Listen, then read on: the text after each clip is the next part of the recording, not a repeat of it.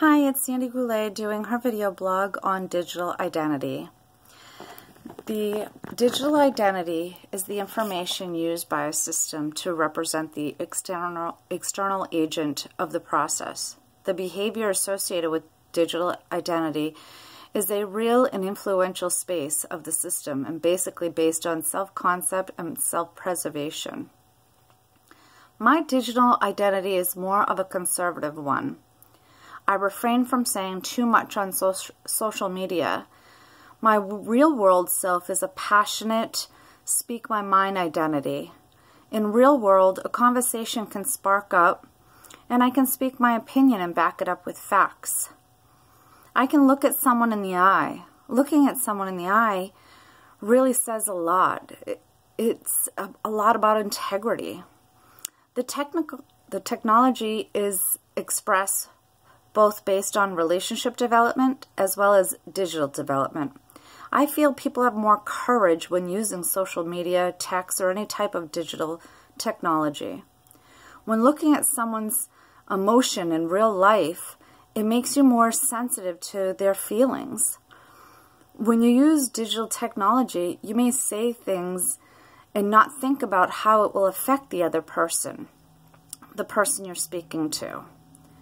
The technology can govern my identity by using the information which is collected and making a snap decision. The technology doesn't give you the emotion of the other person.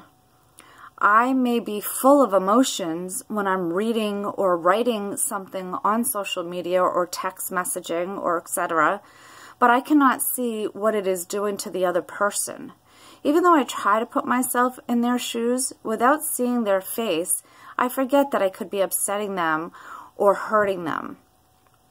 In terms of product of the social and the technology content, there's no connection between the person I'm reaching out to and myself. I sometimes forget that they're a human just like I am. I don't know what's going on in their world. I don't know the trials and tribulations that they might be facing. Online identity or the internet identity is a social identity that enables the use to establish the connection of the online websites. People use their names to identify themselves and can communicate easily. I think we're all putting on a performance. Again, we have more courage when we're not looking at someone's facial expression, when we don't see the hurt or the disappointment in their eyes. The behavior will be different because the appreciation's not there. Mainly, there will be a connection establishment between people, but not a lot of bonding built in technology. I'm more reserved in public because I'm more aware of my words. Seeing people's faces make me more aware of the words that I'm using that could upset or be hurtful to someone. I try not to let digital identity define me.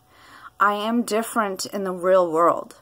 I try not to upset people, whether it's through digital identity or the real world. I try to be the same person in both identities. I mean, I'm not perfect, don't get me wrong. I do have more courage when I hide behind the digital technology. But I do try to be more sensitive in posting things on social media than I used to be. I think part of that comes from being a mother. I would never want my children to have a negative encounter because of something their mother posted. Also, I want my children to look up to me. How could they respect me or look up to me if I posted things that were insensitive to others? I don't want them to know their mother like that. I want them to be sensitive to other people, so in order for me to express that to them, I have to be the person doing it first. I can't just speak. I want them to understand that sometimes posting things on social media or through text message is taken the wrong way and people won't understand. So I try to explain to them to talk to somebody instead of just through text messaging. Or if they get upset through text messaging, I explain to them, you're reading it in the wrong content. If you have a talk with someone, person to person, then you might understand what they're trying to get through to you. I have no references to this. This is just about me being me. And thank you.